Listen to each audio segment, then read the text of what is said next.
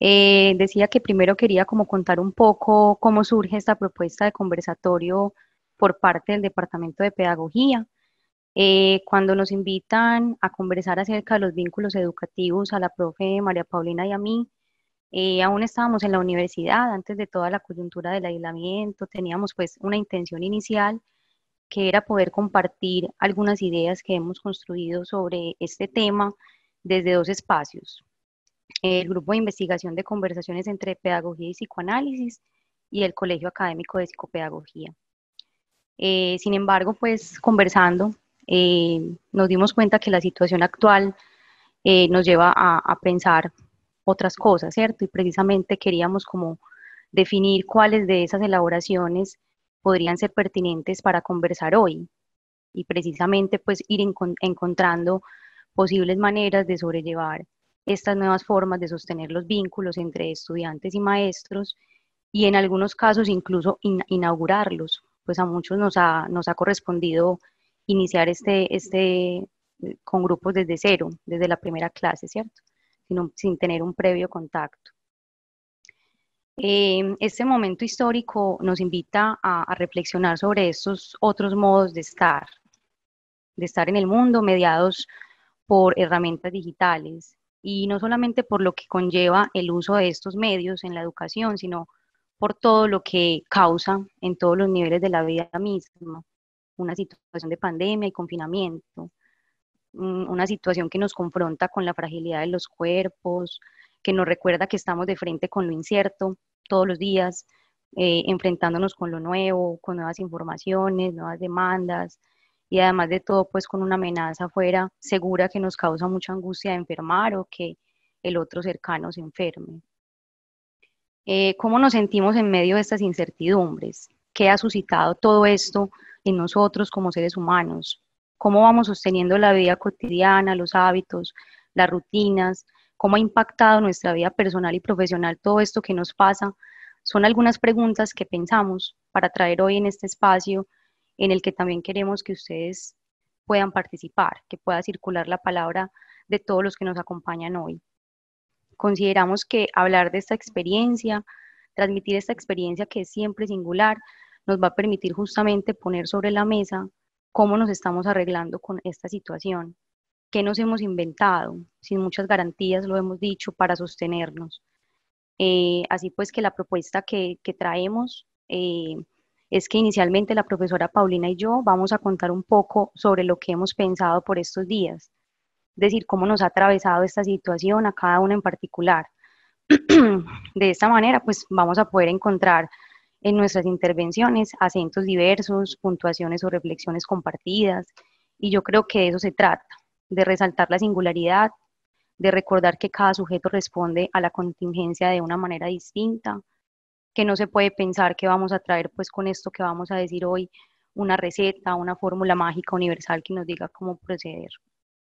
Entonces, como les decía, queremos al final invitar a algunas personas que también quieran compartir esta experiencia. Y para ello, pues vamos a disponer, como lo decía ahorita Manuela, unos canales del chat. Podría ser que puedan dejar allí algunos comentarios escritos sobre cómo se ha vivido estos tiempos, algunas anécdotas, experiencias, o si alguien quiere contarnos, pues daremos la palabra al finalizar y leeremos los comentarios, leeremos algunos comentarios. Realmente nos parece importante valernos de estos pocos intercambios frágiles casi siempre que han sido fragmentados a tiempos como muy pausados, pero que generan discusiones que cobran aún más sentido en esta época y vale la pena pues como traerlos en un momento en el que los vínculos en general se ven afectados por esta situación, ¿cierto? Que nos ha llevado a hacer presencia de otros modos en los diferentes ámbitos de nuestra vida. Y en definitiva, pues incluir estos medios tecnológicos en nuestra cotidianidad, no solamente para comunicarnos, expresarnos, interactuar, sino también para enseñar y para aprender. Es decir, pues que en los vínculos pedagógicos se han puesto en juego otras variables y parecen pues estar más frágiles que nunca. Y bueno, estas reflexiones nos invitan como a pensar un poco más lo que significa ser maestros en estos tiempos de pandemia. Quiero iniciar diciendo como algo así como ha sido realmente complejo. Y yo creo que por eso han emergido pues como frustraciones, angustias, y yo considero que esto se debe principalmente a que esta situación no fue algo que elegimos, simplemente sucedió y debimos como responder de manera apresurada a ciertas demandas que implicaban continuar enseñando con lo que había en ese momento disponible. Digamos que no se pensó de antemano cómo abordaríamos nuestros cursos a distancia y por eso hay todavía muchas resistencias. Yo brevemente me quisiera como referir a esto señalando algo y es precisamente resaltar que lo que hacemos por estos días no es educación virtual. Más bien se trata de sostener estos vínculos a través de algunas herramientas, medios, entornos que nos proporciona lo tecnológico, ¿sí? Lo que se denomina como educación virtual demanda una preparación por parte de los docentes, demanda, además de todo, una actitud diferente por parte del estudiante, ¿cierto? En la cual ambos saben de antemano y aceptan esta modalidad, que no es lo que ha pasado. La educación virtual ha existido y ha funcionado en buena medida desde hace años, pero ha sido implementada como un asunto anticipado, no como algo sorpresivo o en una situación excepcional o por atender a una crisis, sino porque se leyó un contexto determinado, se planeó y se pensó, ¿sí? Llevarlo a cabo sin esta preparación considero que puede llegar a ser desgastante, porque no se trata de ninguna manera de transferir exactamente lo que hacíamos en la presencialidad a una videollamada. No funciona tan así, porque los tiempos son distintos, la disposición de los estudiantes, como les decía ahorita, es distinta y sin duda los vínculos pues se van construyendo de otras maneras. En algún texto que leí en estos días del profesor Fernando Zapata, con quien coincido, él decía que esta implementación agresiva, obligada y no formada de educación a distancia desconocía todo lo que requiere la educación virtual y ha llevado a que las personas, pues por supuesto, rechacen esta modalidad. Lo que quiero decir con esto es que esta crisis nos forzó, podríamos decirlo, a incursionar en estas maneras sin una preparación previa, todo como muy sobre la marcha, día a día, y pues estamos haciendo lo posible, ¿cierto? Por eso es que de pronto sentimos que viene un poco más complicado. Yo creo que el primer paso sería como no caer en la pretensión, ¿sí? De, de que todo se dé de la misma manera como se daba en la presencialidad, ¿sí? Entonces, decir, abordar todo el programa como de lugar, evaluar igual, no pensar en las condiciones particulares. Ahorita pues quiero como referirme a eso de manera más precisa, pero quería como enunciarlo en este momento. A lo que voy es que hay ciertas lógicas y dinámicas en el mundo de lo virtual, como lo entendemos, y no es un asunto solamente de conectividad o de herramientas. De hecho, lo que nos hemos dado cuenta en las últimas semanas es que los estudiantes han tenido un poco más de posibilidades de la conexión a internet, entonces nos han escrito, ya tengo el computador, en fin, pero no podemos pensar que solamente se trata de eso, sería como desde lo funcional. Hay otras implicaciones sociales que conlleva a otras cosas y que cambian la vida misma. Entonces, yo creo que todos hemos vivido como y hemos podido como evidenciar esas dificultades que han ido desde la baja participación de los estudiantes a las clases, desmotivación por parte y parte, la falta de esos dispositivos, eh, la poca o la nula formación para el manejo y el uso de estas herramientas, no solamente por parte de los maestros, sino también por parte de los estudiantes. Es interesante, por ejemplo, eh, pensar que nos enfrentábamos a una generación, entre comillas, pulgarcita, como en algún momento la nombró un filósofo francés llamado Michel Serres, y pensábamos que esta generación sabía cómo usar estas herramientas. Lo que nos damos cuenta es que también les ha dado duro a los estudiantes estos asuntos, ellos también lo han manifestado. Bueno, igualmente también asuntos emocionales, afectivos, los asuntos sociales, económicos que atravesamos en este momento. Entonces, son como todos esa serie de dificultades que hemos podido ver. Bueno, otro punto al que me quiero referir brevemente y que también me ha tenido bastante confrontada durante estos días, tiene que ver con cómo los tiempos, cómo el tiempo y el espacio parecen como disolverse por estos días. Entonces, escuchamos la queja de compañeros con los que uno también habla en otros espacios y de sus sentires y de todo lo que conmueve por este momento, de que trabajamos el doble, el triple, y bueno, de parte de estudiantes y de maestros, ¿cierto?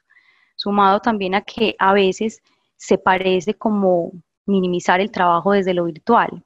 Se tiene como una idea de que es más sencillo porque es desde casa y de alguna manera es como si hubiese cierta tiranía del otro o hasta de uno mismo a veces. Y entonces tendemos a pensar que debemos responder demasiado pronto o compensar el tiempo que no tenemos a nivel presencial y eso nos lleva a no definir ciertos límites, a creer que se debe estar todo el tiempo disponible, por ejemplo. Lo que yo creo hasta ahora es que nos dimos cuenta que al contrario de todo esto, pues este tipo de enseñanza requiere de otros elementos y nos confronta muchísimo con otras demandas de todo tipo. Es un tema pues que está ahí, que queda para seguir pensándolo. El caso es que, bueno, nos enfrentamos como con todo esto, eh, nos enfrentamos con el no todo posible. En algunos espacios también he podido como conversar acerca de esto, con la falta, lo que enunciaba antes, no podemos pretender que todo se dé igual, estamos como trabajando con la incertidumbre, todo no puede decirse, todo no puede hacerse, pero ante esto hay distintas maneras de responder.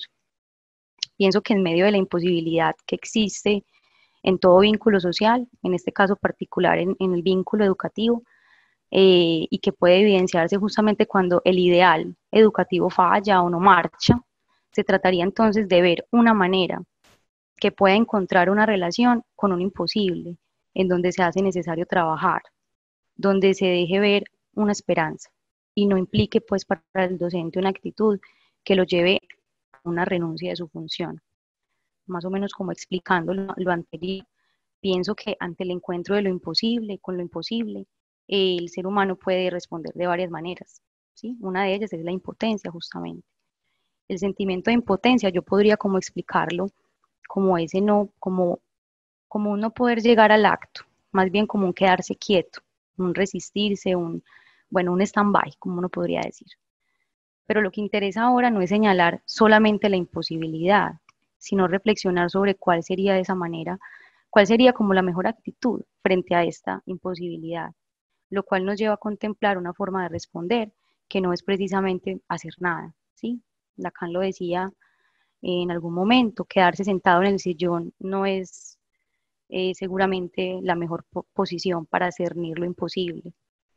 Creo entonces que debemos encontrar algo que desafíe esa imposibilidad, de mirar más allá de todos esos obstáculos que hemos nombrado, que ya he nombrado también en este espacio, y asumir una posición que implique una apuesta la cual se puede traducir en una invención, en un encuentro con eso inédito. De alguna manera yo siento que lo vamos haciendo, ¿sí? Les decía que también he podido como conversar con otros colegas, con estudiantes acerca de esto que nos pasa y con todo lo que he visto y escuchado, creo que es posible señalar algunas posibilidades. Hemos defendido la idea de que hay que sostener la universidad, hacer con lo que hay, inventar formas de sostener la oferta. Pienso que hemos creado esas maneras de mantener vivas, de esas ganas de enseñar con lo poco que tenemos y crear algunos sentidos en esos espacios. Yo, por ejemplo, creo que hacemos presencia con pequeños actos, por ejemplo, la escritura, cuando enviamos un correo, cuando elaboramos una guía para los estudiantes, cuando abrimos un espacio para conversar con ellos. Creo que son esos gestos los que hacen que esas ausencias sean un poco más llevaderas, ¿sí? Yo creo que muchas personas preferimos aún la presencia física en los vínculos, y obviamente en el vínculo pedagógico pasa igual, preferimos como tener el cuerpo allí, eso es lo que he escuchado mucho, poner el cuerpo allí en un espacio físico, estar con los estudiantes, hablar con ellos, pero también podríamos decir que cuando el cuerpo está y cuando el espacio físico está, tampoco hay una garantía total de que allí se pueda generar un vínculo pedagógico, y si se inaugura, pues que este tenga algún efecto de formación. Entonces, que estén dos cuerpos en un espacio físico a veces no es suficiente. Incluso la presencialidad tampoco nos ha garantizado una asistencia del 100% de un grupo, por ejemplo. Yendo más lejos, podríamos tener un salón lleno de cuerpos sin presencia. Entonces, pienso que no es solo la presencia, sino más bien el efecto de esa presencia, lo que se pone en juego allí. Una presencia a distancia, sí, que se vale la mayor de las veces de la voz, del lenguaje, de la palabra, de la conversación, a veces de una imagen pixelada tras una pantalla cuando no hay muy buena señal. Así lo hacemos cuando nos conectamos a una videollamada o cuando respondemos a través de un mensaje de correo o una nota de voz de WhatsApp, como nos ha tocado muchas veces. Lo que digo es que ya contábamos con ese imposible antes, es decir, hemos enfrentado otras crisis, por así decirlo, y sin embargo hemos seguido respondiendo a esos imposibles. Se sigue educando en las universidades, en las escuelas, pese pues a todas estas situaciones, no es la primera. Creo que no se trata de eludir lo imposible, más bien contar con lo imposible y además no aferrarnos como a la búsqueda de una solución universal para todos, porque ya sabemos que cada uno va a responder diferente a ella. ¿Sí? Pensaría más bien que es consentir la falta, hacer con lo imposible, con lo imprevisible e inesperado de todo esto, aceptar las carencias y las imperfecciones, no apoyarnos con certezas, finalmente pues esas tampoco existían, reitero, en la presencialidad, sostenernos incluso de las incertidumbres, porque allí también se pone el juego el deseo de cada uno. Y bueno, reitero, no pretender un curso sin fallas, sin agujeros, o querer que todos los contenidos sean abordados o evaluados de la misma manera. ¿Sí? Como lo señaló de una manera muy bella en una conferencia de la profesora Inés Dussel, no sé si lo pronuncié bien el apellido, ella decía algo muy bello: permitir que algo suceda en el aula. Creo que esa es como la idea que me llevo como de toda esta situación. Estos tiempos nos han confrontado justamente con nuestro lugar de maestro, pone en cuestión también que en efecto no somos los amos y los dueños del saber, sino que lo disponemos de variadas maneras al otro para que éste haga con él. Y eso se ha puesto pues en evidencia mucho más en estos tiempos.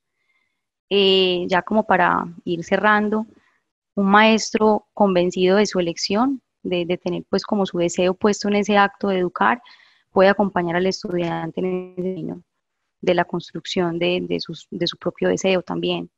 Y yo creo que es posible hacerlo y dejar todavía esas huellas y producir efectos en la subjetividad del otro, aún con todas estas cosas que pasan. Mi postura pues siempre ha sido como sostener las conversaciones.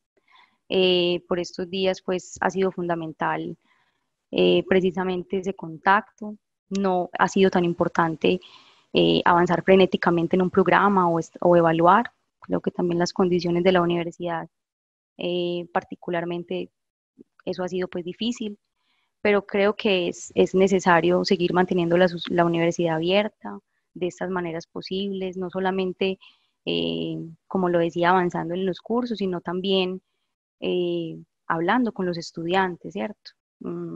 Preguntándoles también de qué manera van a aportar ellos como maestros en formación a esta situación, teniendo presente que eh, en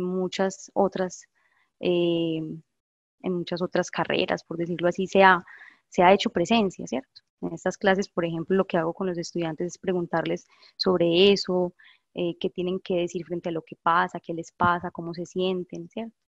Yo creo que decir que se va a llevar de manera normal no lo es tanto. Yo creo que ya hay anormalidad en todo lo que hacemos por estos días, pero eh, es continuar, no suspender estas reflexiones, no suspender estas conversaciones. Bueno, esto sería como por el momento lo que quería compartir. Eh, Le quiero dar pues la palabra a la profesora María Paulina para seguir conversando y bueno, reitero la invitación inicial, que es que eh, también puedan compartir como las experiencias o las vivencias que han tenido por estos días quienes nos acompañan, profesores, estudiantes. eh, Quedaríamos pues como atentos a eso. Profe Paulina. Natalie, muchas gracias por compartirnos tus reflexiones. Cuando Natalie y yo conversamos sobre este espacio de encuentro, hablábamos de que no se trata de hacer un coro. La idea es la polifonía, es decir, que cada una puede hablar desde donde está leyendo, tramitando, y así va a ser. Quizás habrán puntos de coincidencia, otros de diferencia, en fin, queremos ponerlo ahí como pretexto para la conversación, sin pensar en que está la última palabra. Son maneras como nos estamos acercando subjetivamente a esto que nos está pasando a nivel mundial. Quiero iniciar con unas palabras de Isabel Stenger. Ella dice: intervenir requiere cierta brevedad, porque no se trata de convencer, sino más bien de transmitir a quien corresponda lo que hace que uno piense, sienta, imagine. Pero es también una experiencia bastante exigente, un trayecto donde es fácil patinar y que por lo tanto es importante no intentar en soledad. Y bien, en este contexto de pandemia y cuarentena, quiero hacer alusión a dos aspectos que me resuenan como ser humano y especialmente como profesora. Dos aspectos en medio de múltiples perspectivas muy importantes que venimos conociendo en periódicos, noticieros, publicaciones a gran escala, conversaciones con familia, con amigos. Esto lo digo porque hoy elijo unas aristas, entre muchas otras que se pueden pensar en estos tiempos. Haré pues alusión a la pandemia como recordadora de la muerte y, en segundo lugar, al cuidado de los vínculos educativos. Insisto, hay muchos aspectos otros que se pueden abordar, pero me acojo al no todo, es decir, a la imposibilidad de reunir en una única mirada todas las miradas. Inicio pues con esta reflexión incipiente y les invito, como dice Hilda Katz, a aceptar con humildad que todas son conjeturas con las que intentamos no dejarnos invadir psíquicamente por el virus y sus impredecibles consecuencias a corto y a largo plazo. Y bueno, en primer lugar, la pandemia, la recordadora de la muerte. Freud nos anunció que nuestro sufrimiento proviene de varias fuentes. Ellas son la naturaleza, el cuerpo y los vínculos sociales. Los dos primeros reflejan nuestra pequeñez ante ciertos poderes que no siempre podemos controlar.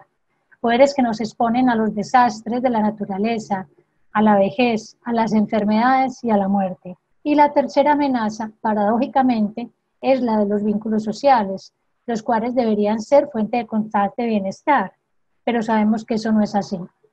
También nos producen mucho sufrimiento, pues para solo mencionar uno de sus elementos constitutivos, no hay vínculo exento de ambivalencia. El amor y el odio se entrecruzan en los lazos más íntimos. Y bien, la pandemia está siendo las veces de recordadora de nuestra mortalidad y de la posibilidad de perder a nuestros seres más entrañables.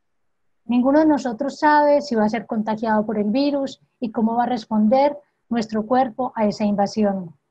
No sabemos si esa tormenta de citoquina que genera el cuerpo para defenderse estará a nuestro favor o estará en nuestra contra. No sabemos si nuestro cuerpo se va a defender de su propia defensa o si esta desencadenará nuestra muerte.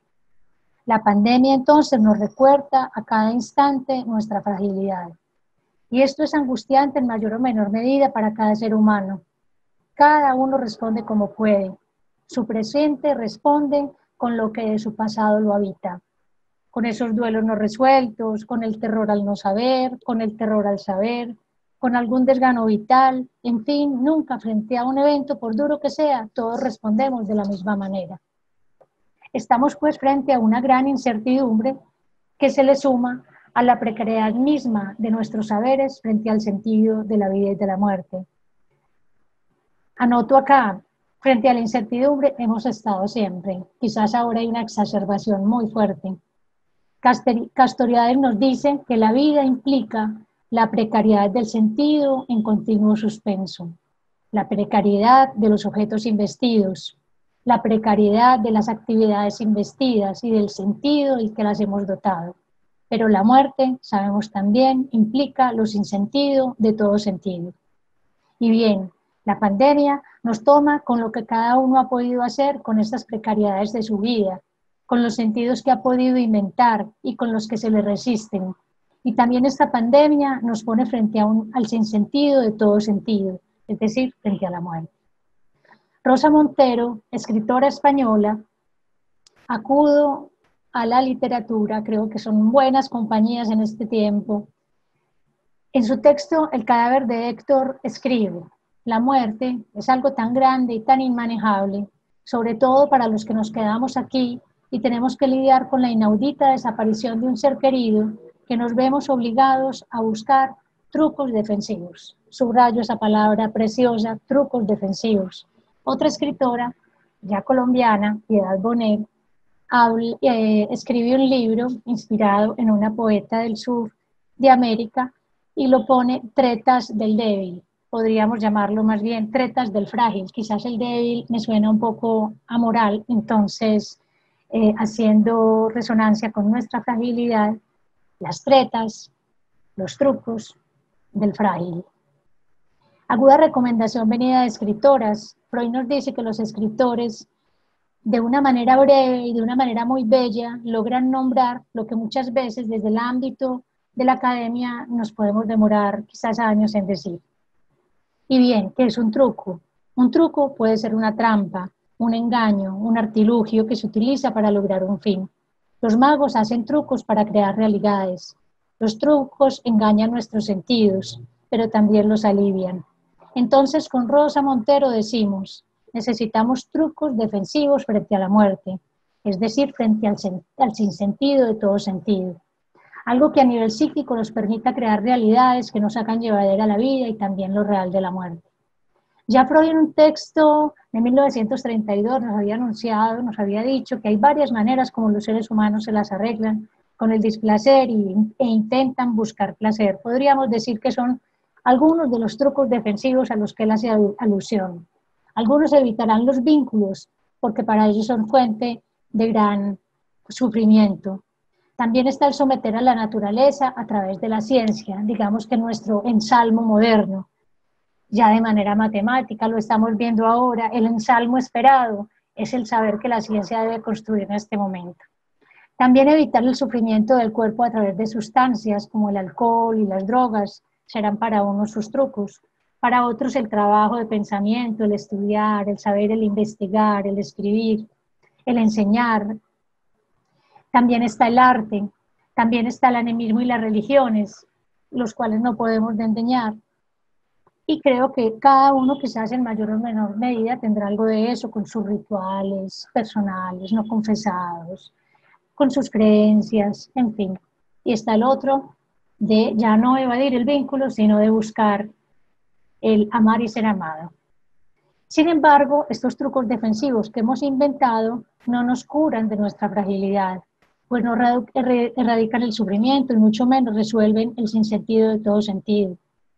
Graciela Frigerio nos dice: todas las preguntas asociadas a esos interrogantes existenciales han tenido profusas tramitaciones, teóricas, religiosas, literarias, científicas, artísticas, políticas, privadas y o públicas. Sin embargo, parecería que ninguna de las explicaciones ofrecidas propone una comprensión definitiva, lo que es a la vez inconfortable y prometedor. Subrayo, prometedor. Y bien, resaltamos que a pesar de que los métodos o trucos defensivos son inconfortables, esa dimensión rudimentaria también puede ser prometedora. Es decir, si bien no todo se logra con nuestros trucos, los que sean, de algo nos sirven para hacer llevadera nuestra existencia.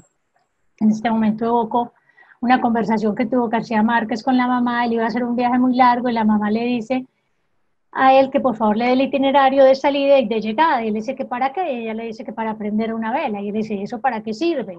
Entonces la mamá le dice a García Márquez: si es que usted cree que tantos viajes que ha hecho en avión y no se han caído, ¿es por qué? Por mi vela.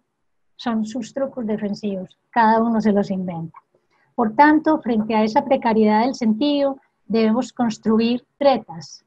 Si bien estas tretas pueden ser vacilantes, a veces más débiles, a veces más fuertes, pueden ser el intento de tejer para que los hilos no nos dejen caer en el agujero de la nada.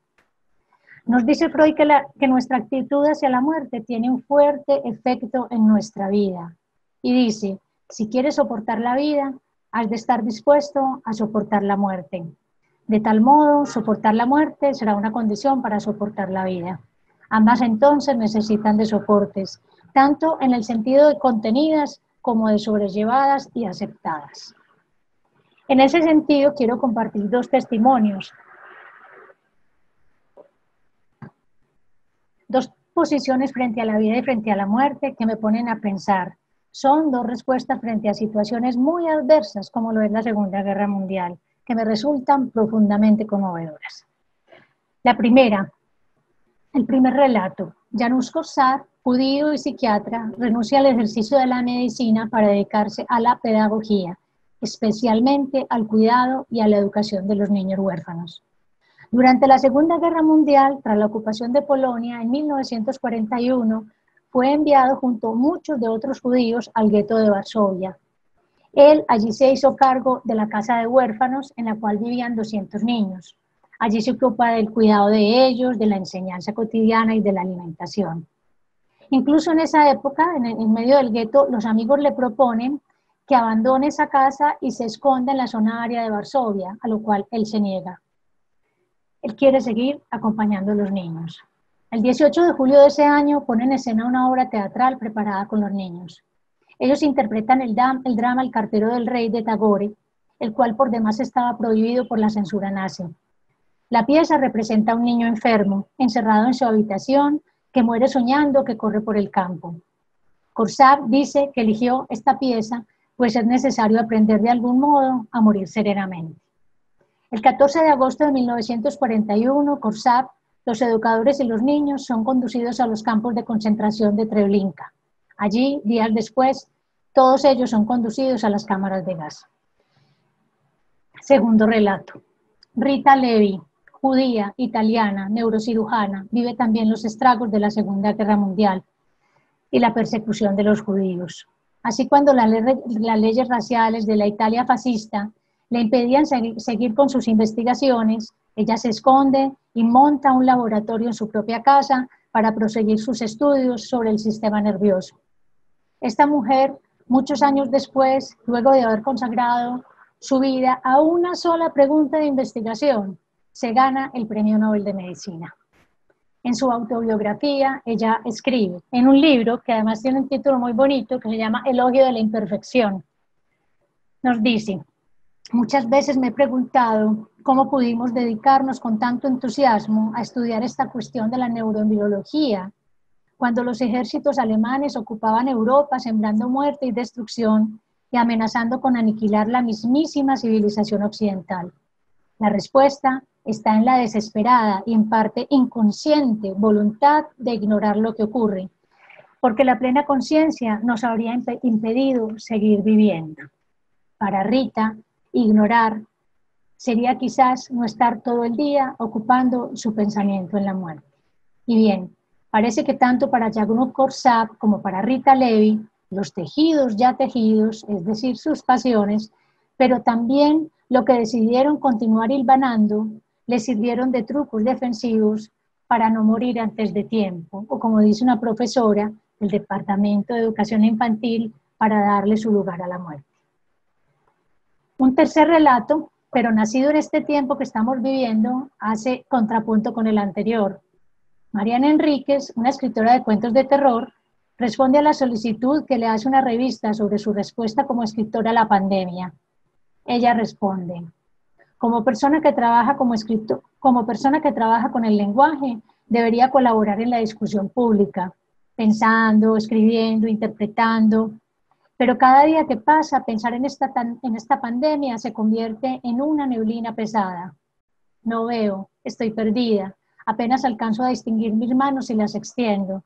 Tengo miedo de ver por las calles del conurbano de Buenos Aires las mismas escenas en Guayaquil, los cadáveres en las calles, la gente ahogada arrastrándose en salas de emergencia, el hombre que dejó a su madre muerta en un banco y usó un parasol para proteger el cuerpo envuelto en una tela colorida, los ataúdes de cartón. No quiero atravesar ese horror de ninguna manera, ni como espectadora, ni como testigo, ni como cronista, ni como víctima. Mariana, escritora de cuentos de terror, nos confiesa su fragilidad para vivir el terror. Paradójico. Escribe sobre este tema, pero no lo soporta en lo real. Qué bonitas las contradicciones de las que estamos hechos. Contradicciones que quizás nos enseñan que lo traumático en el sentido de lo insoportable también podría convertirse en ocasiones en algo que tenga que ver con la vocación, en causa para intentar tramitar algo de ello, aunque nunca lo logremos completamente. Para Mariana entonces no es ahora la escritura la manera de protegerse, tal vez estará inventándose otros trucos defensivos. Y bien, abordemos el segundo punto, la segunda arista. ¿Qué sentido tiene cuidar los vínculos educativos en tiempos de pandemia? Sabemos que el vínculo es fuente de sufrimiento, ya lo dijimos, pero también sabemos sobre el carácter estructurante del vínculo para los seres humanos. Sylvia Bleichmar nos dice, el hecho de que los seres humanos sean crías destinadas a humanizarse en la cultura marca un insoslayable de su constitución. La presencia del semejante es inherente a la constitución misma.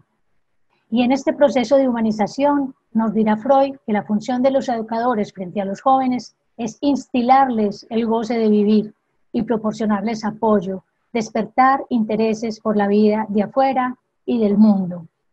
Esto me resuena con unas palabras de Laura Duchatsky, quien dice que el profesor es el que le abre ventanas al otro en este tiempo, digámoslo así, para que salga un poco de su propia casa, de su propio cuerpo, para que conozca otros mundos.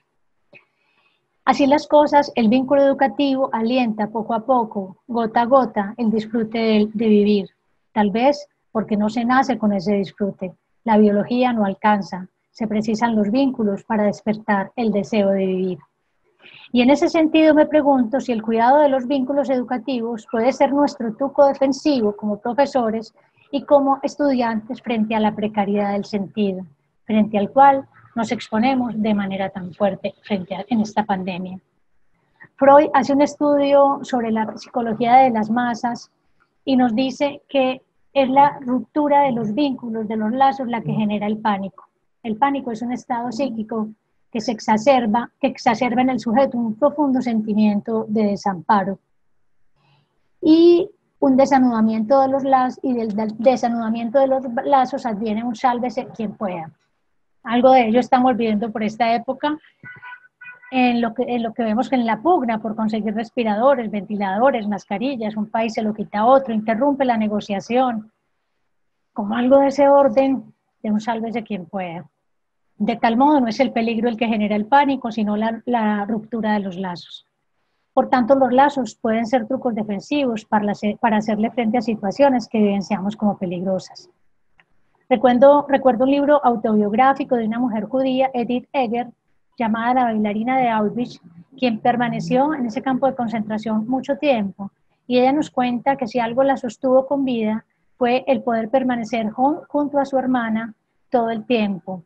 Tuvo 2 oportunidades de escapar, pero no lo quiso hacer porque sabía que si lo hacía quedaba sola y quedaba más expuesta a la muerte. Los lazos entonces nos cuidan de nosotros mismos, nos cuidan de cierta fatalidad, de cierta inercia, de cierta rapiña, de ese sinsentido que supone tener la muerte gritándonos al oído todo el día su supremacía. Y a propósito del efecto que tienen los vínculos sobre el pánico, evoco 2 microrrelatos. Freud nos cuenta que un niño, al no poder dormirse en medio de la noche, le pide a un familiar, quien está en otra habitación, que por favor le hable.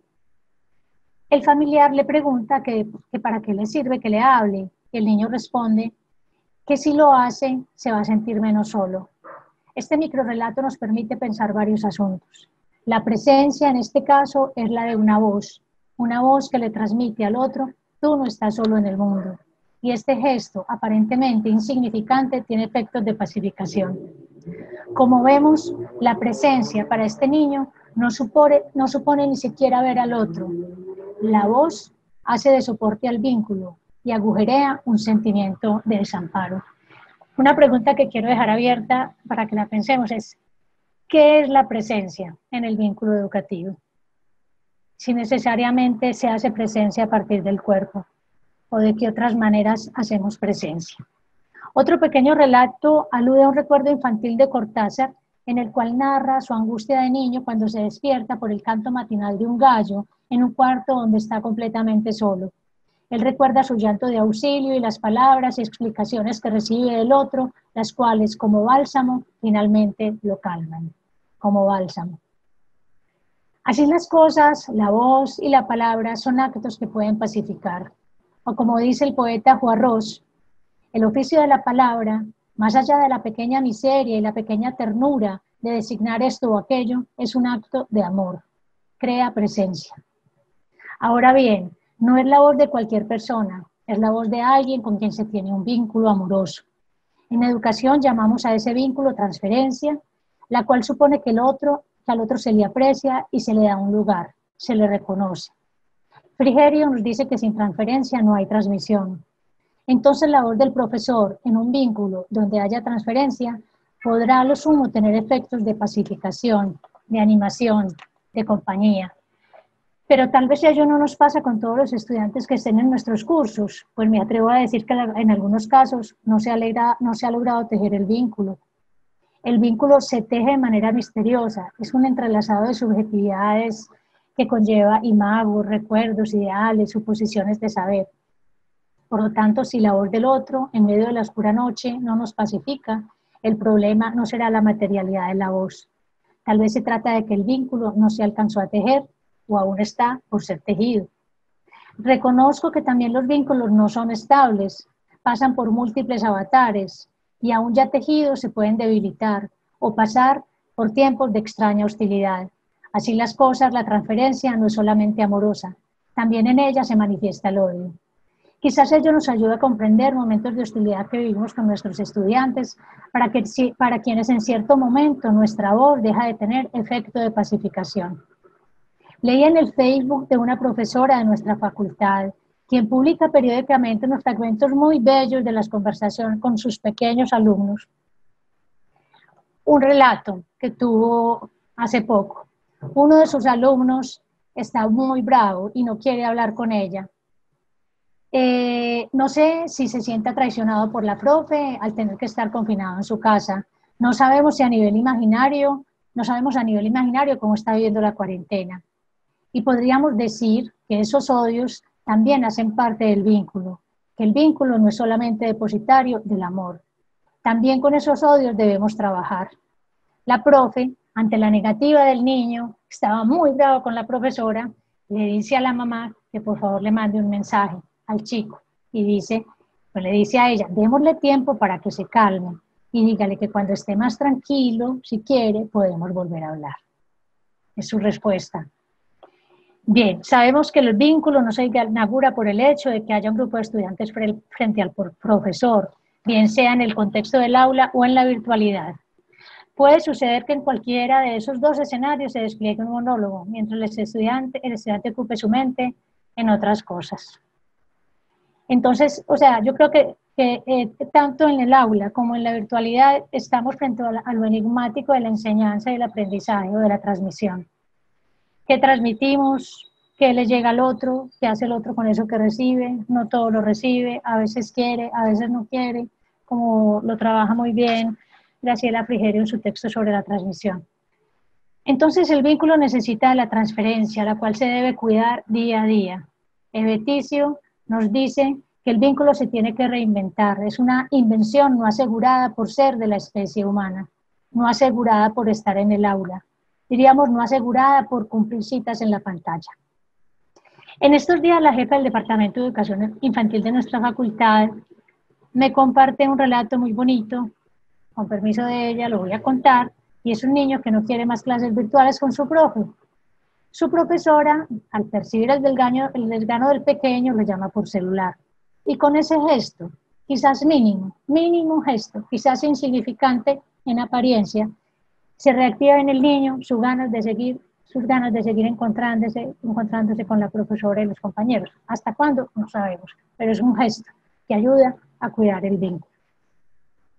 Hilda Katz, en su libro Trabajando en tiempos de cuarentena, esto es para terminar, nos dice, es una crisis de la humanidad, de lo imprevisible, de una realidad distópica que nos atañe a todos, que nos enfrenta a poder hacer lo posible partiendo de lo imposible, propuesta que no se puede sostener desde la individualidad, sino por el contrario, desde la posibilidad de armar redes de comunicación para sostener el contacto afectivo y el intercambio profesional entre los distintos grupos de trabajo que actúan a la manera de una trama desde la que se pueda, nuevamente, proclamar la esperanza en la fuerza de los vínculos para instaurar la subjetividad de lo que todavía consideramos humanidad.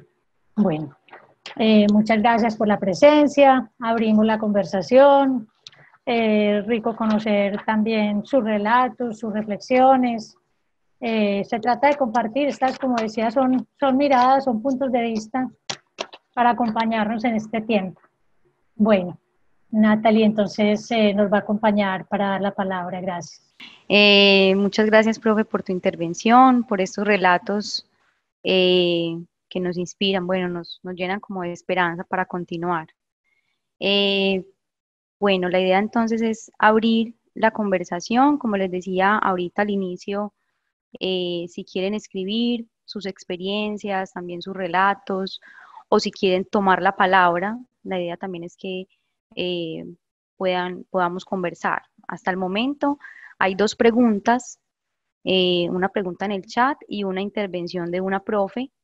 Voy a leerlas, voy a leer ambas y mientras las voy leyendo y vamos de pronto, profe María Paulina, respondiendo esta pregunta, quienes se quieran animar, pues está como el espacio Claro que sí. para que lo puedan hacer. Entonces, bueno, es una intervención de la profesora Samantha Cavero, no sé si es Cavero o Cavero, de Lima, Perú, que nos acompaña, y dice lo siguiente: agradecida por compartir experiencias.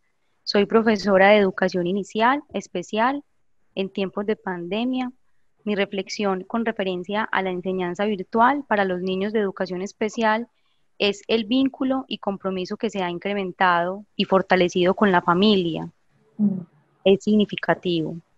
Estos tiempos han permitido mejorar las relaciones de escuela y familia, ya que necesita el niño, la niña, necesitamos de su apoyo para seguir mejorando, siendo edades importantes y lo menos recomendable para esta etapa es un pare, sino la continuidad de la enseñanza dentro de lo posible. Aquí finaliza la intervención de la profesora Samantha, no sé si de pronto se anime y nos quiera como contar un poco más acerca de cómo ha sido estas experiencias con la familia y con los niños y niñas. Y si es así, pues me puede hacer como una señita por ahí por el chat y le damos la palabra. Mientras tanto, leo otra intervención. Sandra Henao Salazar tiene una pregunta. Dice, ¿cómo pensar en los vínculos pedagógicos con los niños entre 0 y 4 años de edad? Con base en este tercero, padre de familia que nos ayuda en la mediación con la tecnología.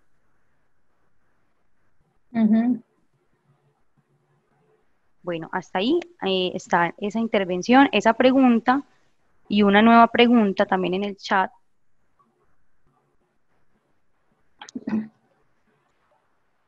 Si quieren, Natalie, entonces abordamos esa pregunta. Listo. ¿Te parece? Sí, dale. Y hay otra última. Ok. Si quieres la leo de una vez para que la vayamos Listo. pensando. Y es, ¿consideras que aún se conserva? Bueno, y se introduce de la siguiente manera. Hola, profe, enmarcado en las discusiones que llevamos en la clase de sujetos en las relaciones pedagógicas. Bueno, es un curso que orientamos la profesora María Paulina y yo y otros colegas. ¿Consideras que aún se conserva un deseo por el saber, teniendo en cuenta que los vínculos pedagógicos se están viendo un poco quebrantados? Serían entonces esas dos por ahora. Creo que podríamos ir conversando y mientras tanto, pues si alguien se anima, si la profesora que también nos compartió la experiencia se encuentra por ahí y quiere conversar. Bueno, yo creería que, bueno, inicialmente con respecto a esta última pregunta, mientras la escuchaba, mientras la leía, escuchaba a la profesora María Paulina y creo que al final de la intervención dice un poco de esto, de acerca como de la fragilidad de los vínculos. Yo creería que en todas las circunstancias, no solamente en esta que estamos atravesando, los vínculos son frágiles, ¿sí? Entonces partiría por allí. Diría además que que están siempre presentes en estos vínculos, los afectos y las pasiones, por supuesto, y eso hace que pues sean complejos. Pensaría yo que también el deseo es una construcción siempre singular, entonces, si bien obviamente los vínculos que estamos construyendo por estos tiempos eh, se ponen en juego otros asuntos, creería que se trata precisamente de seguir eh, atravesando esas imposibilidades, atravesando como esos asuntos, porque finalmente siempre van a haber dificultades también en el vínculo por su propia estructuración del vínculo, que está enmarcado justamente por lo imposible, ¿cierto? Eso diría pues como por ese lado. No sé si la profe quiere Sí, yo complementar. quisiera decir algo, pero frente a la pregunta por el trabajo con niños de 0 a 4 años, cuando tienen un tercero que es la familia.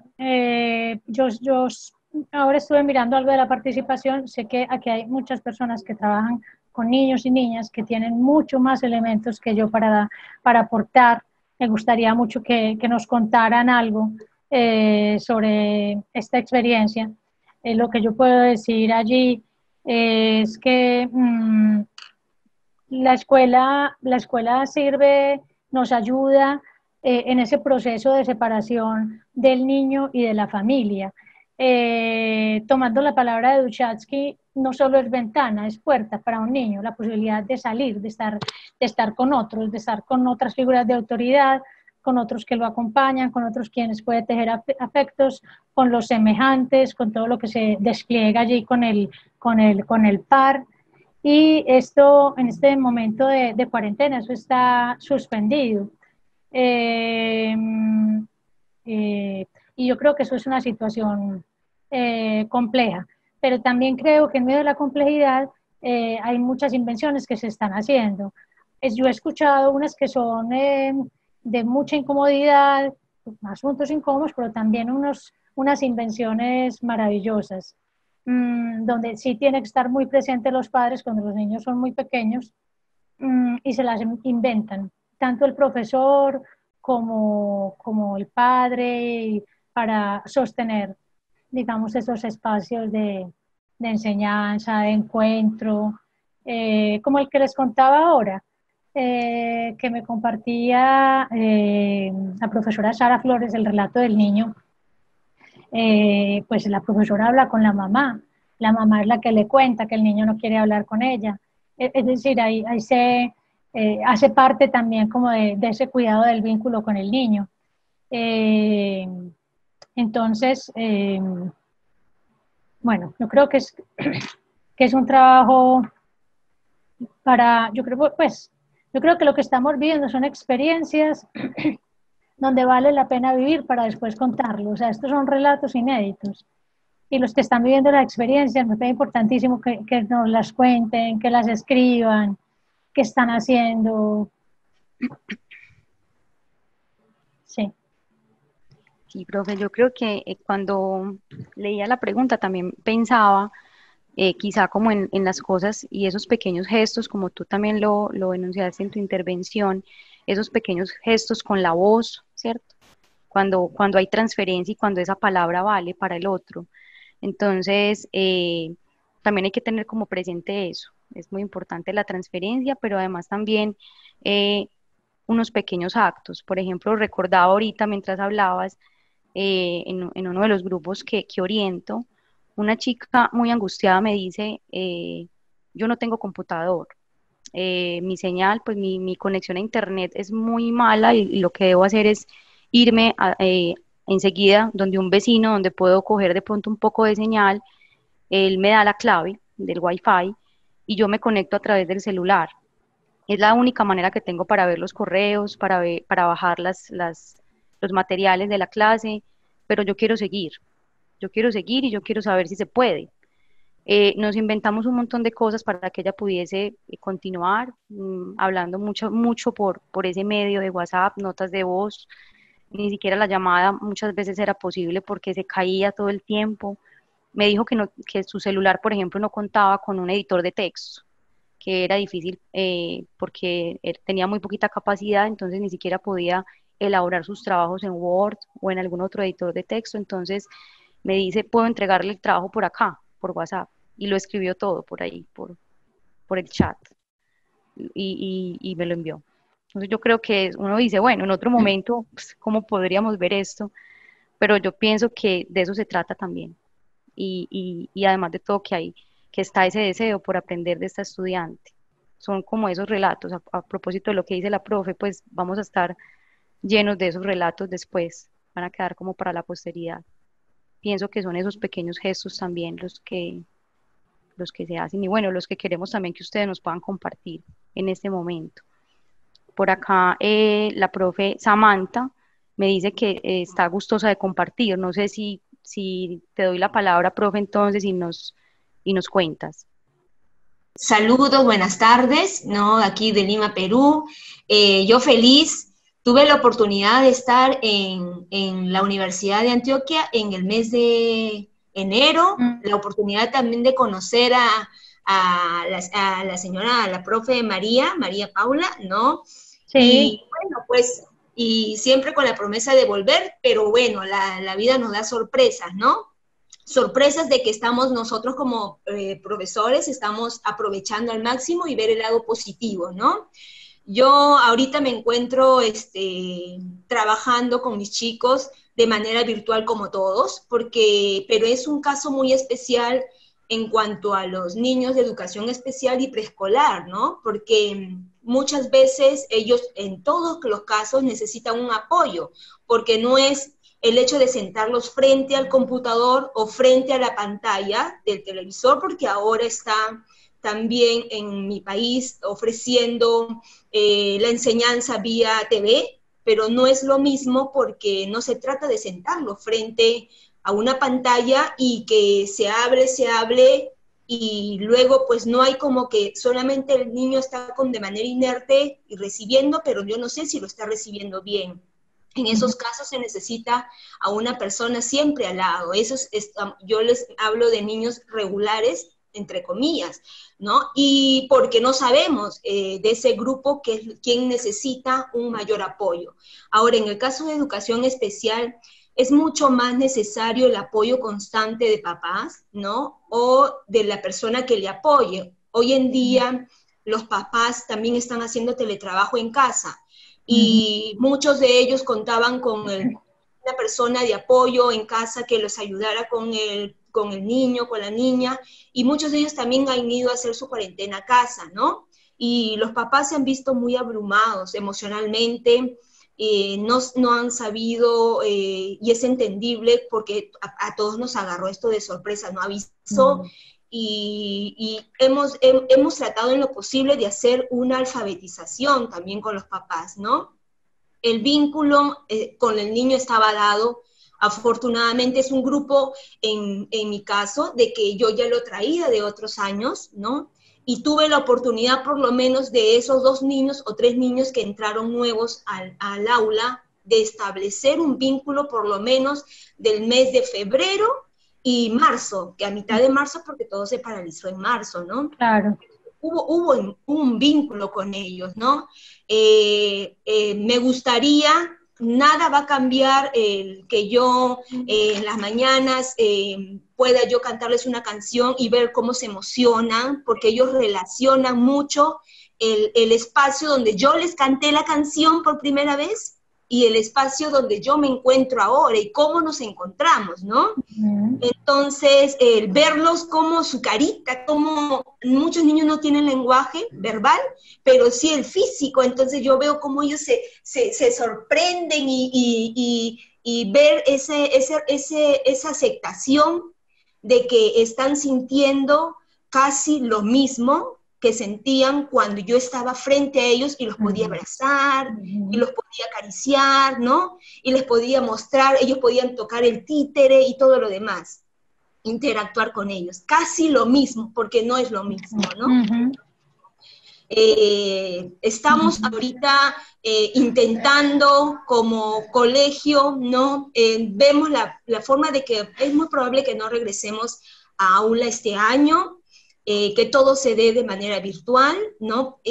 Por seguridad de los chicos y ver la manera de que ese vínculo siga, porque ellos necesitan seguir avanzando. Para ellos un pare este año, que se corte por completo, que no se les dé la educación, sería fatal para ellos, ¿no? Porque sería una pérdida para ellos. Y muchos de ellos vienen de tener pérdidas, vienen de rechazos de colegios, vienen de que no los aceptan por la misma condición.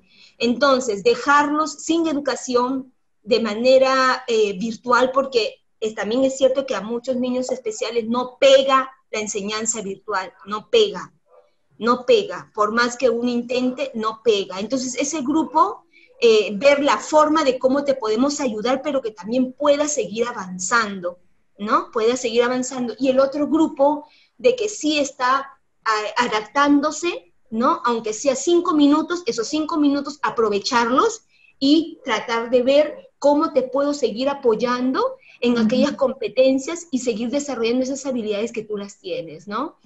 Para mí es muy grato poder compartir con ustedes. Sobre todo, yo siempre digo que el ingrediente más importante en estos tiempos y siempre ha sido la parte sensible, ¿no? Yo creo que si unimos mente y corazón, las cosas van a funcionar, y que si de alguna manera allá afuera pues está la cosa dura, como ustedes dicen, nosotros como profesores estamos muy mentalizados de manera positiva, no solamente en mente, no solamente en palabras, sino en acciones de que las cosas van a funcionar, no igual, probablemente no igual, porque no te puedo abrazar, ¿no? No me puedes sentir ese abrazo, pero el simple hecho de que yo vea en tus gestos, ¿no? En la parte no verbal, yo veo de que estás aceptando y estás reconociendo que todavía soy tú mismo, que yo estoy contigo, que yo te estoy apoyando, que no te voy a dejar, ¿no? Y que puedes recibir de mí el mismo afecto que yo te daba cuando estábamos juntos, cuerpo a cuerpo, ¿no?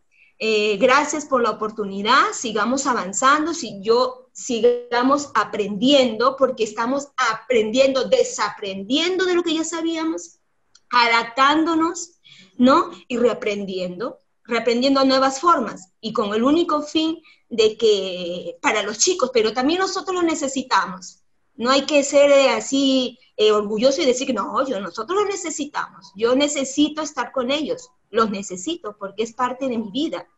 Y ellos nos necesitamos, ¿no? Nos hacemos fuertes juntos. Gracias.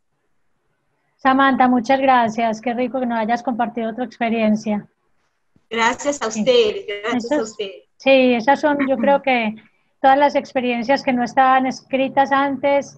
Escuchando a Laura Duchatsky, decía, a mí se me cayó la biblioteca encima cuando se vino esta pandemia, cuando apareció la cuarentena, me quedé como sin referentes para comprender, pero también he escuchado a otro psicoanalista que nos decía, esto es inédito, podemos construir saberes, podemos escribir, nos podemos contar, podemos hacer redes, entonces, como dice García Márquez, vivir para poderlo contar, algo así. Así es, y sobre todo de que tenemos la experiencia de una etapa tan difícil y que como profesores pudimos hacerlo, ¿no? Exacto. Tenemos esa experiencia y poderla compartir para las nuevas generaciones, para los nuevos que vienen. Podemos compartir, en cierta forma, yo agradezco a Dios aún esta situación, porque yo voy a poder compartir, va a haber un legado que se va a poder dejar para los que vienen,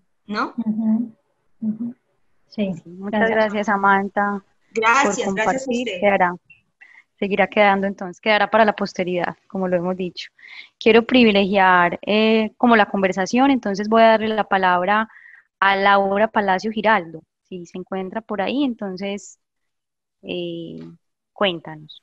Laura. Hola Laura, qué rico que estás acá, te escuchamos.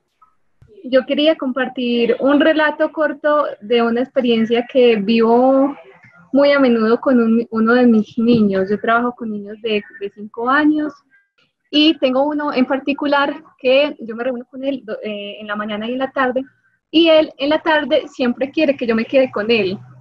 Y no es porque yo no es porque yo haga grandes cosas para hacerlo conectarse conmigo, sino porque él me quiere compartir algo. Entonces él siempre tiene algo que compartir y siempre espera como ese momento, como de más intimidad para decir, Laura, te quiero mostrar estos billetes, estas monedas, este juguete.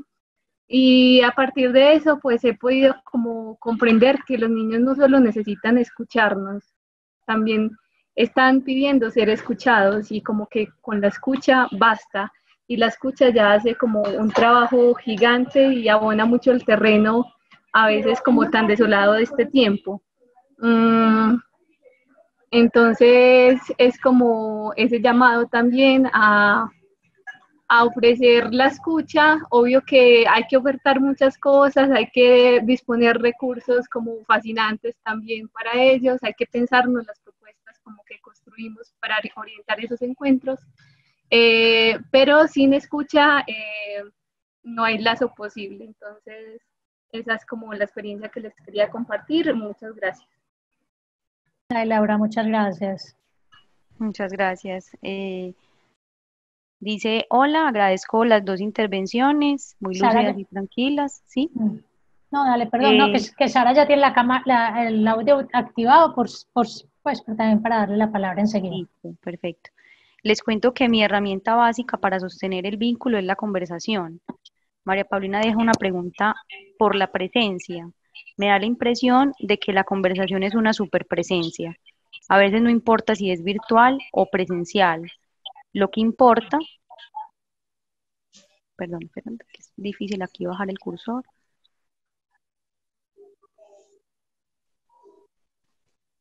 Y se me perdió, ¿sí? Lo que importa es sostener la conversación.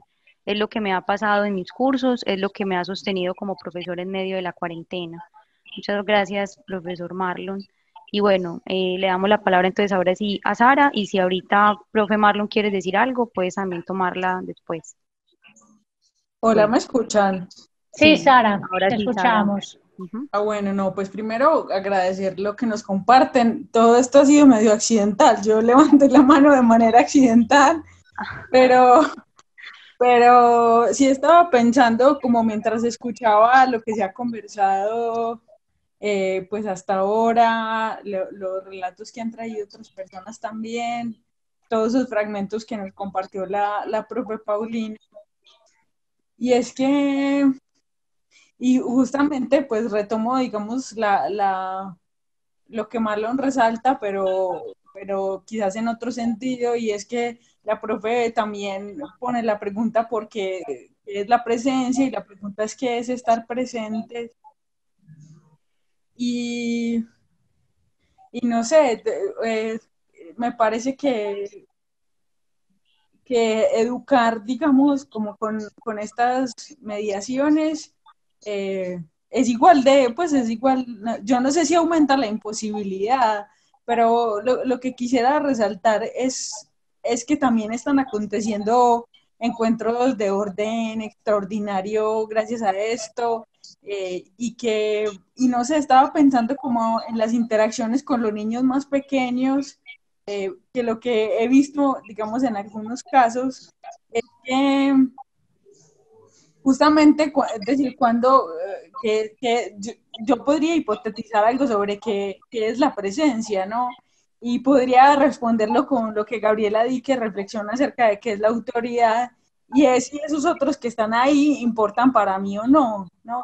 Me parece que hay algo, digamos, en el orden de la transmisión, no importa con qué mediación se trabaje, donde eso es lo que sigue operando con algo de, no sé decirlo de otra manera, con efectos, con efectos. Entonces, he visto, por ejemplo, un niño de 3 años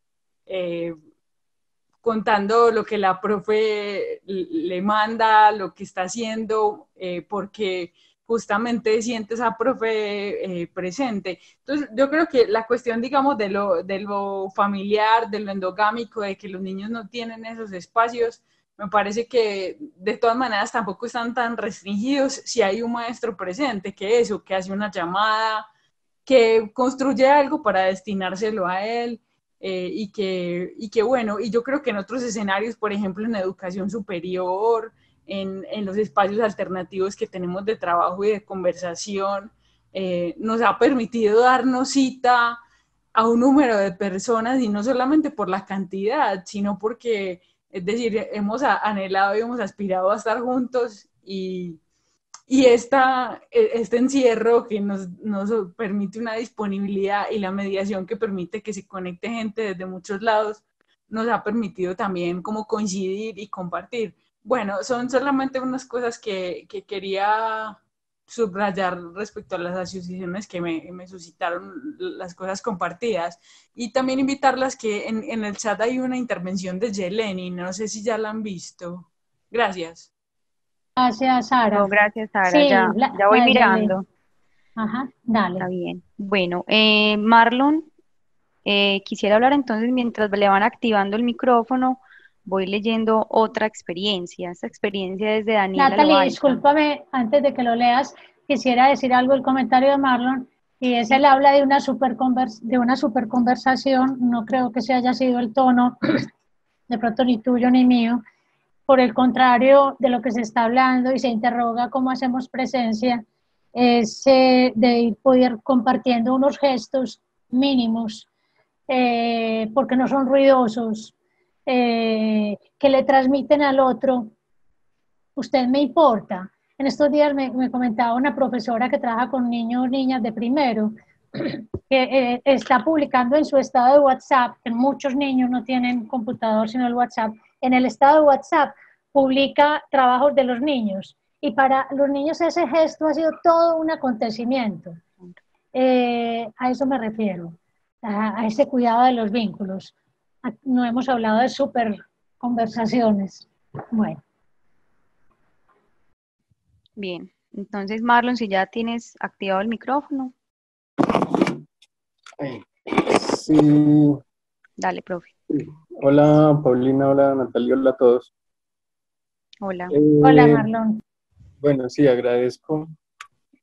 El asunto, cuando digo superpresencia, es en el tono de que, por lo menos para mí, o sea, es mucha presencia. De hecho, cuando Paulina termina su intervención, dice gracias por su presencia y como que uno siente eso, o sea, que efectivamente la conversación y la palabra es una presencia. Tal vez súper, no sé qué podrá significar, pero para mí es muy bueno, o sea, es una súper presencia, o sea, que incluso hasta yo podría decir, es decir, en este momento estoy pensando en mí como maestro, ¿no? En mí como maestro y en lo que he podido sostener en estos 2 meses, que es, digo yo, privilegiando la conversación, más allá de los 2 encuentros de 2 horas con el grupo completo. Me parece que, y bueno, y también debo decir que no con todos ha funcionado, que incluso a pesar de que yo le quiera poner, digamos, como tanta presencia a la conversación, a veces no funciona y bueno, pero lo cierto es que como que en cada pequeño diálogo con un estudiante que está haciendo algo académico, me parece que eso pues es de sumo valor, ¿verdad? Por eso tal vez cuidar la palabra súper, para mí ha sido de sumo valor y insisto, repito lo que escribí y eso es lo que me ha sostenido como profesor. Es decir, no me ha sostenido yo hablarle a 30 personas, no, sino poder aprenderme el nombre, la foto, el tema que está investigando un poquitico el estudiante, en fin. Bueno, no, eso era lo que quería compartir. Muchas gracias a las dos. Gracias, profe. Sí, yo coincido un poco con lo que dice Paulina en la expresión de pequeños gestos o gestos mínimos. Ahorita, por ejemplo, lo decía cuando narraba como ese asunto de responder incluso un correo electrónico. A mí, por ejemplo, me ha pasado los correos de los estudiantes donde me narran toda una situación y unas condiciones impresionantes que están viviendo en su familia, por ejemplo. El simple hecho de leer ese correo y decir algo acerca de eso y quizá motivar un poco el asunto de estar en alguna asesoría, de conversar acerca de lo que siente, de lo que le está pasando, de cómo abordar de pronto algo de los textos que estamos llevando en el curso. No sé, han sido como esas cosas, incluso los estudiantes lo devuelven, como es importante cuando nos responden un correo, ¿cierto? Y eso también es un gesto, es decir, algo al estudiante eh, que de todas maneras pues también no sabe cómo hacer en este momento, aunque quiera, porque muchas veces pasa que los estudiantes me manifiestan, yo quiero seguir, pero no he podido, o sea, no tengo no tengo los ánimos para hacerlo porque o otro me dice, me tocó empezar a trabajar, entonces debo cancelar, o sea, es decir, hay muchas situaciones y yo creo que algo de la palabra queda allí, como ese gesto. Entonces, pienso que sí es importante eso de los gestos mínimos. Bien, por acá hay una intervención que también quiero leer. Sí, porque hay Hay dos, varias. sí, hay varias ya. Entonces Sí, ya la de Yeleni se hace vuelven un rato poco. se hizo, por Si ejemplo. quieres, profe, tú la tienes ahí, porque yo ya bajé un poquito más. Si Yeleni, la tienes sí, ahí, sí, la voy entonces a si quieres leer. léela y yo leo la de Daniela para Ok. no irme muy arriba porque Yeleni, después Yeleni dice, hola, buenas tardes a todos. Muy agradecida por este espacio. En esta época de pandemia, considero que la frase, hola, ¿cómo estás?, abre en los sujetos una gran posibilidad de ampliar los vínculos. Hace presencia y puede verse como otro camino de desafiar tanto la imposibilidad, así como la circunstancia actual. Ayuda a unir. sí. Sí, son los gestos. Un saludo. Y bueno, yo creo que tampoco, diría yo, podemos dejar de lado eh, también las ofertas, digamos, de saberes. Por ahí había otra pregunta. ¿Cómo lograr que el otro pueda sentir placer, algo como por lo que se le enseña? Eh, pues para mí, en experiencia, es muy difícil hablar y enseñar de aquello que no me gusta. Pues me parece que uno puede transmitir alegría si transmite algo de lo que le gusta. Una cosa, diría yo, es desear saber y otra cosa es desear enseñar. Y si uno tiene deseos de enseñar es porque quisiera compartir esa alegría, de esos hallazgos con otros. Y eso tampoco es garantía, o sea, no sabemos el otro cómo lo va a recibir y si se va a poner tan contento como uno, ¿cierto? Es una apuesta sin garantías, pero creo que es una de las maneras como nos podemos jugar el asunto de los encuentros y donde el otro quizás pueda tener una alegría distinta con ciertos asunticos. Sí, Son, profe. Me sí, recuerdas a Borges cuando dice que realmente no se enseña el saber, sino el amor por ese saber. Y uh-huh, es como la apuesta inicial cuando uno empieza a transmitir algo, ¿cierto? uh-huh, Ya a la espera de que el otro lo reciba, ¿cierto? Que acepte como la oferta. uh-huh. Bueno, ¿qué más intervenciones tenemos? Bueno, hay una de Daniela Loaiza. Ella dice, una experiencia en esto de sostener las conversaciones y los vínculos desde lo virtual. Como profe de niños menores de 4 años, desde mi experiencia, ha sido importante darle la palabra a los niños, permitir también que entre ellos se conversen, tengan espacios de juego. ¿Cómo lo hacen?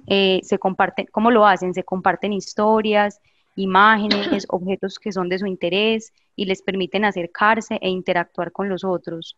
Mi mediación en ocasiones es solo posibilitar un enlace y un abrir el espacio, eso que ellos tanto piden que es jugar. Lo mismo le pasa a las familias, posibilitan encuentros y los niños solo lo desarrollan. Gracias por el espacio, ella fue Daniela Loaiza. Uh-huh. Muchas gracias, Daniela. Bueno, por acá. Sara Flores alzó la mano, o no sé si ¿Otra fue vez? por error. Yo no sé qué está pasando, pero de pronto sí querría decir algo a propósito de, no sé, Carolina Sanín, ahí con la profe Paulina también hemos intercambiado algo un poco drástica en su estilo, decía como que, o sea, denunciaba a quienes se resistían a seguir enseñando de estas formas, porque un poco lo que me parece que decía era que enseñar es compartir unos saberes y eso se puede hacer de esta manera, como se está haciendo ahora mismo. Claro. De hecho, es decir,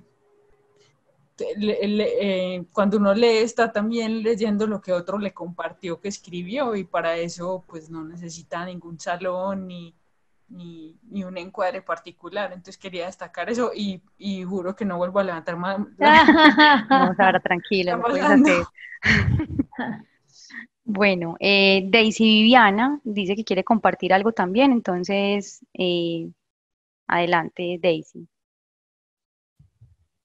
Hola, buenas tardes. Bueno, también pues agradecer este encuentro y bueno, pues estos cuestionamientos. Bueno, igual también la intervención iba muy bueno, o está pues como a tono en relación con la intervención que había hecho la profesora, la otra maestra, en relación como a lo que se posibilita con los demás niños o con los otros niños.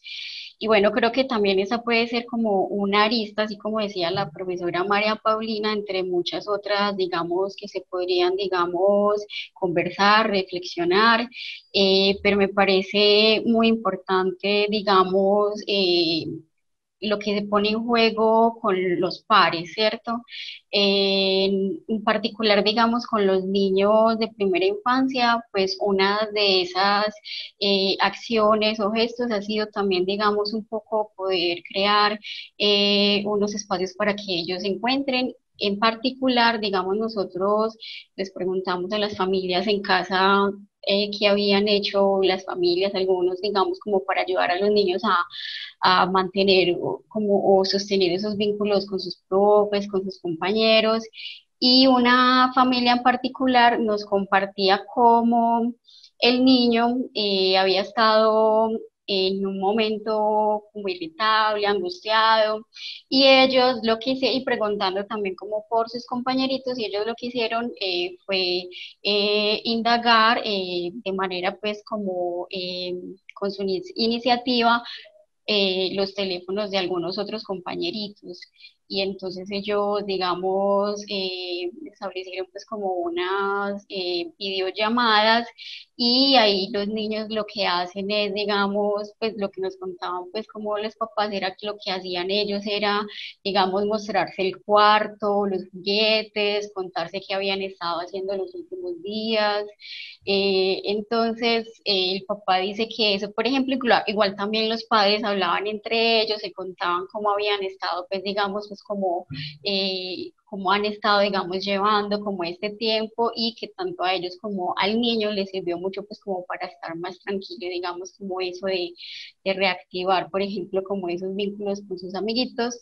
Y acá pues voy también, digamos, pues como al tema bueno, y luego lo que hacemos, por ejemplo, es que nosotros tenemos pues como una publicación mensual para las familias y ahí contamos como algo de estas acciones de ellos mismos, por ejemplo, y bueno, la intención es un poco pues que otras familias puedan conocer otras posibilidades.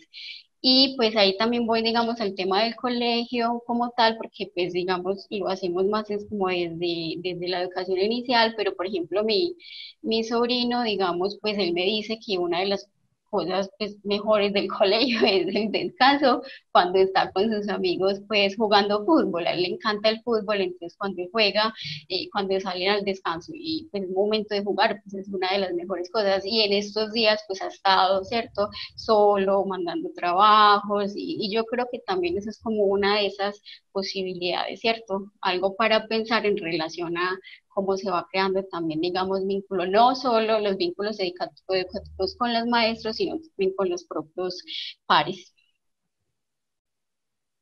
Listo, esta sería pues mi intervención. Sí, Muchas gracias, interesante. Daisy. Ujú. Muchas gracias, Daisy, por compartir como estas Otra vivencias. arista. Mm. Bueno, por acá tengo dos intervenciones que no hemos leído aún. Una es de María del Pilar. Ella dice, buenas tardes, pienso que en estos momentos tenemos que centrar los vínculos educativos de otra manera. Tenemos que estar más interesados en el sentir y en el pensar del otro más que en el hacer. La calidez y la presencia solo se da cuando yo le doy su lugar al otro. Muy bello. En este momento es muy complicado, pero es maravilloso verlos a través de una videollamada y poder tener contacto. Muchas gracias, María del Pilar.